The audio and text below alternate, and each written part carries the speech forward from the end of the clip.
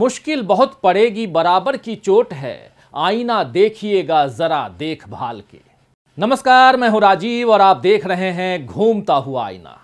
राहुल गांधी के नेतृत्व में भारत जोड़ो यात्रा अब तक 1200 किलोमीटर से ज्यादा का सफर तय कर चुकी है। यात्रा फिलहाल दक्षिण भारत में ही है, लेकिन राहुल गांधी और उनके साथ कदमताल करते बाकी यात्रियों की धमक से अब दिल्ली की सत्ता में हलचल मचने लगी है। बीजेपी हैरान है, उलझन में है कि आखिर भारत जोड़ो यात्रा के बढ़ते असर को कैसे कम करें। देश के प्रधानमंत्री नरेंद्र मोदी जी दिल्ली की जगह कभी गुजरात, कभी हिमाचल प्रदेश, कभी मध्य प्रदेश, तो कभी उत्तराखंड के केदारनाथ, बद्रीनाथ, तो कभी अयोध्या में नजर आते हैं। और बड़ी बात यह है कि पीएम एक ही एंगल से नहीं बल्कि 3-4 एंगल से नजर आते हैं। यानी वे जहां जाते हैं वहां उनकी हर एक मुद्रा को कवर करने के लिए फोटोग्राफर जरूर साथ में रहते हैं। और खास बात यह है कि मोदी जी और कैमरे के बीच में कोई तीसरा नहीं आना चाहिए। मतलब जनता केवल मोदी जी को देखे और किसी और को नहीं। लेकिन क्या यह लोकतंत्र है? जब जनता साथ न दिखे तो नेता लोकतांत्रिक कैसे नजर आएगा? और इसी मुद्दे पर राहुल गांधी मोदी जी को मात देते हुए नजर आते हैं, क्योंकि भारत जोड़ो यात्रा से हर रोज एक ऐसी तस्वीर सामने आती है जो मनमोहक होती है, जिनमें किसी खास वेशभूषा या परफेक्ट एंगल के बिना भी राहुल गांधी जनता के नेता नजर आते हैं, क्योंकि इन तस्वीरों में उनके साथ देश की पहचान बताने वाली आम जनता नजर आती है, जो अलग अलग राज्यों की होती है। उनकी जाति, धर्म, भाषा, पहनावा किसी पहचान का मोहताज नहीं है। पहचान के नाम पर बस इतना ही काफी है कि वो भारत की जनता है और भारत के एक नेता के साथ चल रही है। जब जनता इस तरह किसी नेता के साथ चल रही है तो फिर ये उम्मीदें अपने आप बन जाती हैं कि आगे चलकर यही नेता देश भी संभालेगा। यानी सीधे सीधे कहा जाए तो राहुल गांधी में अब बहुत से लोग देश का भविष्य देखने लगे हैं। और ऐसे में जाहिर है कि बीजेपी परेशान हो उठी है। बीजेपी ने ये मान लिया है कि वो अगले 50 सालों तक इस देश पर राज करेगी। उसी हिसाब से प्रचार और प्रशासन की सारी व्यवस्थाएं भी बनाई जा रही हैं। और यहां तक कि उसने गांधी परिवार की छवि बिगाड़ने में भी कोई कसर नहीं छोड़ी थी। हालांकि बीजेपी अब भी इसी मुहिम में लगी हुई है। अभी हिमाचल प्रदेश में बीजेपी नेता संबित पात्रा ने फिर से गांधी परिवार पर निशाना साधते हुए कहा कि मां बेटे की जोड़ी यानी सोनिया गांधी और राहुल गांधी वहां दिल्ली में और यहां यानी हिमाचल प्रदेश में प्रतिभा सिंह और विक्रमादित्य सिंह भी जमानत पर हैं। वहां भी मां बेटे का नेतृत्व काम नहीं कर रहा है और कांग्रेस उनके नेतृत्व को स्वीकार नहीं कर रही है। इस तरह बार बार मां बेटे की जोड़ी कहकर बीजेपी जानबूझकर परिवारवाद का मुद्दा उठाती है ताकि कांग्रेस की छवि खराब हो। संबित पात्रा का यह कहना भी बीजेपी की चिढ़ को दर्शाता है कि कांग्रेस उनके नेतृत्व को स्वीकार नहीं कर रही, जबकि सब जानते हैं कि कांग्रेस में अभी पूरी लोकतांत्रिक प्रक्रिया से चुनाव हुए और मल्लिकार्जुन खड़गे नए कांग्रेस के अध्यक्ष बने हैं। जबकि बीजेपी यही दावा करती थी कि कांग्रेस पर केवल गांधी परिवार का कब्जा है और यहां कोई आगे नहीं बढ़ सकता। लेकिन यहां भी बीजेपी का दुष्प्रचार नाकाम हो गया है। तो कुल मिलाकर बीजेपी के सारे दांव उल्टे पड़ते जा रहे हैं और कांग्रेस अपनी चाल से आगे बढ़ती जा रही है। राहुल गांधी अपनी सहजता से लोगों के दिलों पर राज कर रहे हैं और जैसे जैसे उनका काफिला आगे बढ़ रहा है वैसे वैसे ये कयास मजबूत होते जा रहे हैं कि अब कांग्रेस के शासन करने के दिन वापस आ रहे हैं। तो आइए दोस्तों, आज आईने की नजर से पड़ताल करेंगे कि कैसे राहुल गांधी आम जनता के बड़े नेता बनकर उभरे हैं और किस तरह उनके कारण बीजेपी दबाव में आ रही है। उधर पीएम नरेंद्र मोदी का करिश्मा जो है वो अब ढलान पर दिखाई दे रहा है और राहुल गांधी राजनीति का एक नया मुहावरा गढ़ रहे हैं। और यह भी समझने की कोशिश करेंगे कि मोदी जी के जुमलों वाली सियासत पर राहुल गांधी की सादगी वाली राजनीति कैसे भारी पड़ रही है। लेकिन आइए सबसे पहले मोदी जी का एक पुराना वीडियो देख लेते हैं। कोई अच्छे कांग्रेसी को कांग्रेस पार्टी का अध्यक्ष बना दो, मैं मान लूंगा। अरे मैं मान लूंगा कि नेहरू जी ने ऐसी लोकतांत्रिक परंपराएं पैदा की थी कि जिसके कारण कोई समर्पित कांग्रेसी कांग्रेस पार्टी का अध्यक्ष बन पाया। एक परिवार के बाहर जरा कांग्रेस पार्टी के अध्यक्ष को बनकर दिखा, 5 साल के, ज्यादा नहीं। तो देखिए कैसे मोदी जी चिल्ला चिल्लाकर कांग्रेस के किसी समर्पित कार्यकर्ता को राष्ट्रीय अध्यक्ष बनाने की चुनौती पेश कर रहे थे और इसके लिए पंडित नेहरू का नाम ले रहे थे, जबकि नेहरू जी के पहले और बाद में कई नेताओं ने कांग्रेस की कमान संभाली, उसे समय के अनुसार बदला, मगर नेहरू जी का नाम लेकर मोदी जी गांधी परिवार को निशाना बनाना चाह रहे थे। अब जबकि कांग्रेस में मल्लिकार्जुन खड़गे ने कमान संभाल ली है, तब बीजेपी और कांग्रेस के तमाम विरोधी सकते में हैं कि अब वे किस तरह से कांग्रेस पर परिवारवाद का दोष मढ़ेंगे। राहुल गांधी और सोनिया गांधी ने पूरी शालीनता के साथ बीजेपी के इस हमले को नाकाम करते हुए उन्हें करारा जवाब दे दिया है। वैसे बीजेपी की बी टीम बन चुकी बसपा सुप्रीमो मायावती को भी इस बात से काफी तकलीफ पहुंची है कि कांग्रेस ने एक दलित नेता को पार्टी की कमान देकर उनकी राजनीति में आगे बढ़ने की बची खुची उम्मीदों को भी खत्म कर दिया है। मायावती ने ट्विटर पर लिखा है कि कांग्रेस पार्टी को अपने अच्छे दिनों के लंबे समय में अधिकांशतः गैर दलितों को एवं वर्तमान की तरह सत्ता से बाहर बुरे दिनों में दलितों को आगे रखने की याद आती है। क्या ये छलावा व छद्म राजनीति नहीं? लोग पूछते हैं कि क्या यही है कांग्रेस का दलितों के प्रति वास्तविक प्रेम?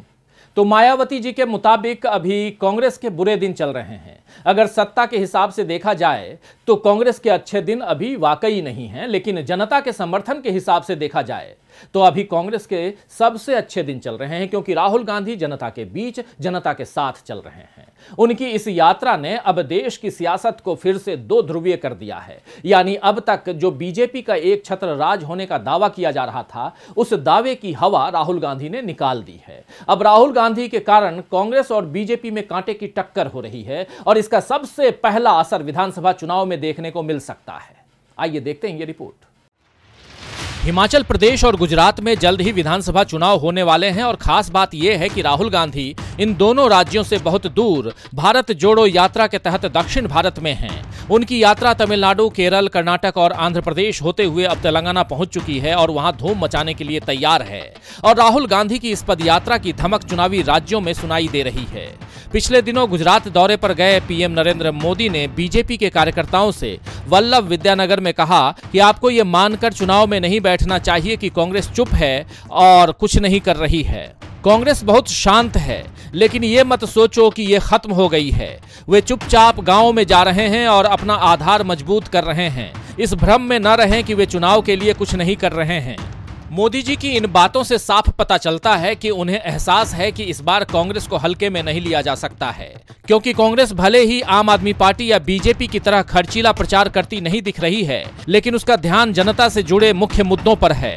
इसीलिए उसने कुछ चुनावी वादे तैयार किए हैं, जैसे सत्ता में आने पर 500 रुपए में घरेलू गैस सिलेंडर, पुरानी पेंशन योजना, लड़कियों के लिए मुफ्त शिक्षा, 3000 नए सरकारी अंग्रेजी माध्यम के स्कूल, युवाओं को 10 लाख नौकरी, किसानों का 3 लाख रुपए तक का कर्ज माफ, किसानों के बिजली बिल माफ, नशा माफिया के खिलाफ सख्त कार्रवाई, 8 रुपए में भोजन का प्रावधान। गुजरात यूथ कांग्रेस खटला परिषद पदयात्रा, देर रात मशाल रैलियां, युवा बाइक रैलियां, हजारों ट्रैक्टरों के साथ किसानों की रैलियां आदि के जरिए जनता के बीच जा रही है। सोशल मीडिया पर कांग्रेस पेपर लीक का मुद्दा उठा रही है। बीजेपी के 27 साल के शासन में महंगाई और बेरोजगारी, भ्रष्टाचार, सरकारी स्कूलों की बदहाली और निजी स्कूलों में महंगी शिक्षा, कोरोना के समय में ऑक्सीजन की कमी, वेंटिलेटर की कालाबाजारी जैसे मुद्दों पर जनता का ध्यान दिला रही है। तो दिवाली के बाद गुजरात में कांग्रेस 5 चुनावी यात्रा की योजना बना रही है। 2 यात्राएं सौराष्ट्र में होगी और एक यात्रा दक्षिण गुजरात, उत्तरी गुजरात और मध्य गुजरात में शुरू होगी। बताया जा रहा है कि ये सभी यात्राएं 7 दिनों की होंगी और उस क्षेत्र के सभी जिलों को कवर करेंगी। यानी गुजरात में कांग्रेस बड़ा फेरबदल करने के लिए चुपचाप तैयारी कर रही है और इससे बीजेपी समझ नहीं पा रही है कि उसका मुकाबला कैसे करें। हिमाचल प्रदेश में भी कांग्रेस बड़ी सावधानी से कदम बढ़ाकर पहाड़ फतह करने के लिए तैयार हो चुकी है। वो सोच समझकर चुनाव के लिए उम्मीदवारों की घोषणा कर रही है और बीजेपी के कुछ नेताओं का कांग्रेस में शामिल होना इस बात का संकेत है कि आगे कोई उलटफेर हो सकती है। राहुल गांधी के कारण बीजेपी बैकफुट पर आ रही है और उसे अब राहुल गांधी के सेट किए एजेंडे पर आगे बढ़ना पड़ रहा है। जैसे अब तक बीजेपी तंज कसती थी और कांग्रेस को जवाब देने के लिए मजबूर होना पड़ता था, लेकिन अब उसका उल्टा हो रहा है। इतना ही नहीं, अब बीजेपी भी कांग्रेस जैसे यात्रा निकालने को मजबूर भी हो रही है। देखिए रिपोर्ट। भारत जोड़ो यात्रा ने तमिलनाडु, केरल और आंध्र प्रदेश में तो जबरदस्त धूम मचाई ही है। बीजेपी शासित कर्नाटक में इस यात्रा का जो असर रहा है उससे बीजेपी चौकन्नी हो गई। कर्नाटक में राहुल गांधी की यात्रा को उन इलाकों में भी जनसमर्थन मिला है जहां कांग्रेस की स्थिति बहुत अच्छी नहीं है। यही वजह है कि बीजेपी ने मुख्यमंत्री बसवराज बोम्मई और पूर्व मुख्यमंत्री बीएस येदियुरप्पा के नेतृत्व में हड़बड़ी में जनसंकल्प यात्रा की घोषणा की। जबकि इससे पहले भारत जोड़ो यात्रा के कर्नाटक पहुंचने पर बोम्मई ने मीडिया से कहा था कि महात्मा गांधी के बारे में बात कीजिए, फर्जी गांधी के बारे में नहीं। यानी भारत जोड़ो यात्रा से बीजेपी को महात्मा गांधी की बात करने पर मजबूर होना पड़ा। हालांकि राहुल गांधी का मखौल उड़ाने के लिए भले बोम्मई उन्हें फर्जी गांधी कहें, लेकिन जनता ऐसा नहीं मानती और इसका सबूत है इस यात्रा को लोगों का मिल रहा समर्थन। अगर जनता को इसमें कोई नाटक या फर्जीवाड़ा नजर आता तो वो इस तरह लगातार 45-46 दिन तक रोजाना लाखों की संख्या में इस यात्रा में चलने के लिए नहीं उमड़ती। राहुल गांधी केवल रास्ते नहीं नाप रहे हैं बल्कि यात्रा के दौरान रोजाना नए नए लोगों से मिल रहे हैं। कारखानों के मजदूर, किसान, ऑटो रिक्शा चालक, सफाई कर्मचारी, स्वास्थ्य कर्मचारी, घुमंतु जातियों के लोग, व्यापारी, कुटीर उद्योग चलाने वाले, ऐसे कई लोगों से राहुल गांधी मिलते हैं और ध्यान से उनकी समस्याओं को सुनते हैं। अब तो उनका साथ देने के लिए देश के सैनिक भी सामने आए, जिनके बारे में राहुल गांधी ने ट्वीट किया, वतन की आबरू और चैनो अमन महफूज इनसे है, भारत के हैं ये रक्षा कवच, देश का अभिमान इनसे है, जय जवान जय हिंद। मोदी जी तो बाकायदा सैन्य वेशभूषा में खास मौकों पर सैनिकों के बीच जाते हैं, लेकिन राहुल गांधी को टी शर्ट और लोअर में सैनिकों के साथ दौड़ लगाते देखना देशवासियों के लिए अनूठा नजारा है। इसमें कोई दिखावा नहीं है बल्कि विशुद्ध देश प्रेम नजर आता है। अब यह देखना दिलचस्प होगा दोस्तों कि राहुल गांधी को सैनिकों का साथ मिलने से बेचैन बीजेपी कौन सा नया दांव खेलेगी। फिलहाल मोदी जी ने चुनावी बेला पर नौकरियों का नियुक्ति पत्र देने का दांव तो चला, लेकिन वो उसमें बुरी तरह फंसते दिख रहे हैं, क्योंकि इस देश में बेरोजगारी ऐसा नासूर बन चुका है जिसका दर्द लाखों युवा सालों से भुगतते रहे हैं। बीजेपी को 2014 में सत्ता में आने का मौका इसलिए भी मिला था क्योंकि मोदी जी ने हर साल 2 करोड़ नौकरियां देने का वादा किया था। इस वादे के चक्कर में लाखों नौजवान आ गए और बाद में जब उन्हें पकौड़ा तलने से लेकर आत्मनिर्भर बनने की नसीहत मिली तो युवाओं की बची खुची उम्मीदें भी ध्वस्त हो गईं। युवाओं की नाराजगी बार बार सड़कों पर दिखाई देने लगी।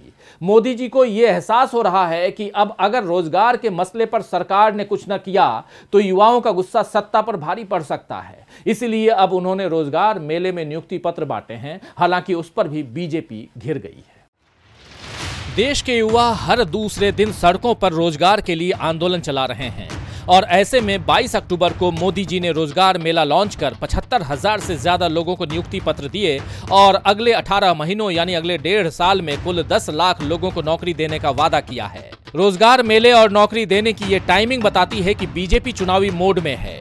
1.5 साल में 2024 के आम चुनाव हैं और उसके पहले कई राज्यों के विधानसभा चुनाव, यानी मोदी जी और बीजेपी की साख दांव पर है। इस मौके पर मोदी जी ने कहा कि पिछले 8 वर्षों में देश में रोजगार और स्वरोजगार का जो अभियान चला है उसमें आज एक और महत्वपूर्ण कड़ी जुड़ गई है। आज का दिन भारत की युवा शक्ति के लिए महत्वपूर्ण है। इस बात से जाहिर होता है कि मोदी जी एक बार फिर युवाओं को रिझाने में लगे हुए हैं, लेकिन क्या वो इसमें सफल हो पाएंगे?